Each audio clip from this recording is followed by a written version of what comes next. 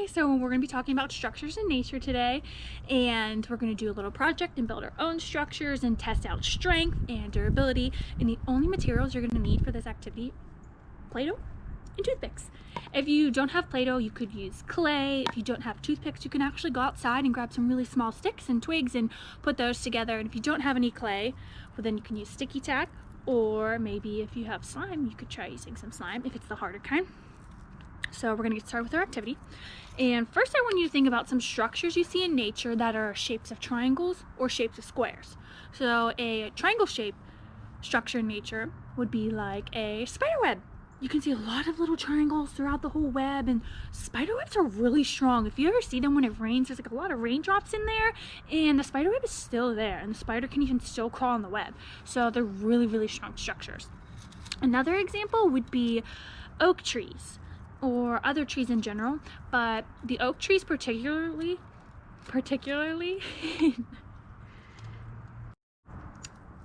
but oak trees in particular in New Orleans, when there's the Hurricane Katrina, all the buildings got knocked down and knocked over, and it was a really devastating time, but the trees were still up. And a lot of people couldn't figure this out and figure out what was going on with the trees and how they're still standing, and they're standing really strong still. And what they found out is, underneath the ground, the tree root systems were connected. All the trees were connected through these bottom pieces here, like triangles. So the trees were coming up out of the ground, and then they had roots under the ground like this, connecting all the trees. So the trees were sticking up top of the ground. So say these are a bunch of different trees, but they were all connected. They had this really solid foundation underneath the trees, underneath the ground, that kept them up. But the buildings that were squares, just like this, on top of the ground, they got knocked over and they fell. So triangles are a more stable foundation than squares. Would you have guessed that? Because I wouldn't have. So we'll talk about that. We'll talk about why. Before we talk about why, I'm going to ask you to grab a pen or a pencil or a marker and some paper. If you don't have paper and you have old pieces of cardboard, that would work just great. So go ahead and make a sketch. It's a prediction. Take a guess of why triangles. You can think about the trees we talked about and the buildings we talked about. And I want you to sketch out how you think you can make a design of why triangles are stronger than squares. And sketch out and think about using your toothpicks and your Play-Doh or whatever other similar materials you're going to be using, and I want you to include those in your sketch. So sketch something out for me and take like 5 minutes or so. Just make a simple sketch, and then we're going to get our materials out. Okay, now that you made your sketch, I want you to get out your Play-Doh or whatever other materials you're going to use, and I want you to get it ready to build with. My Play-Doh is kind of hard, so I'm going to squish it up and get it ready. Okay. So I'm going to squish my purple Play-Doh, and then we're going to take a little bit of some pieces. And I'm just going to show you an example of why triangles are stronger than squares in our nature structures. And I'm going to make some little tiny Play-Doh balls. So if you want to do the same while we're going along, feel free to. You could put your materials into little ball shapes and make a few of those. Probably going to use a bunch because this is so much fun. And I'm going to stick my triangle pieces through my Play-Doh like this.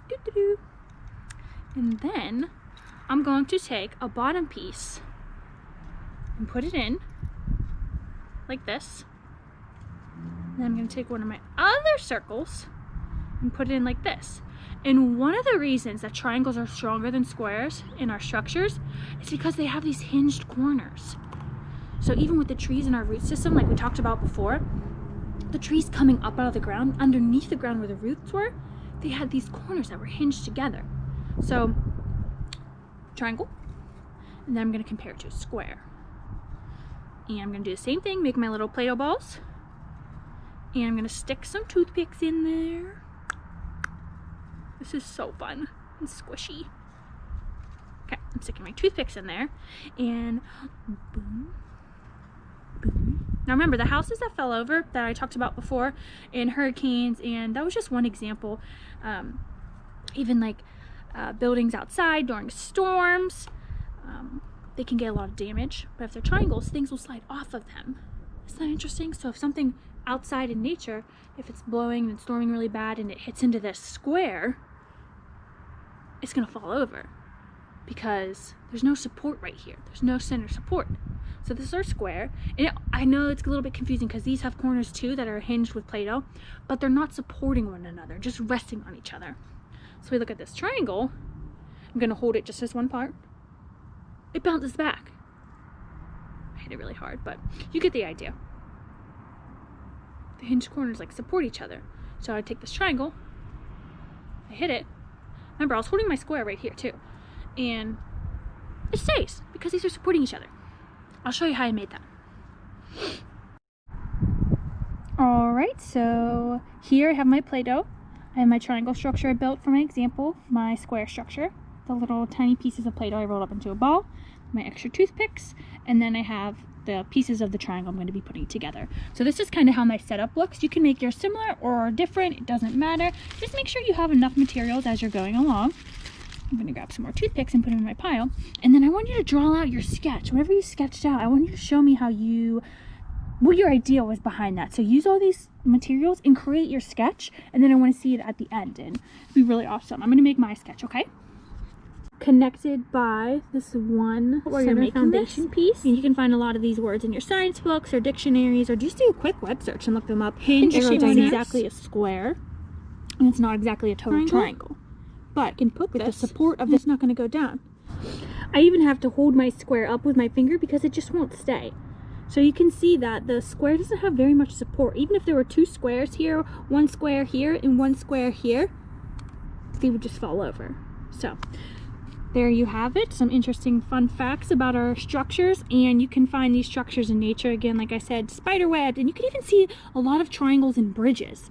So when you're driving past a bridge, if you live in Pittsburgh, we have tons of bridges. Just look at the structures and you'll see a bunch of these little triangles underneath the bridge. And as the bridge goes up, you'll see a bunch of triangles being built within the bridge. It's pretty awesome.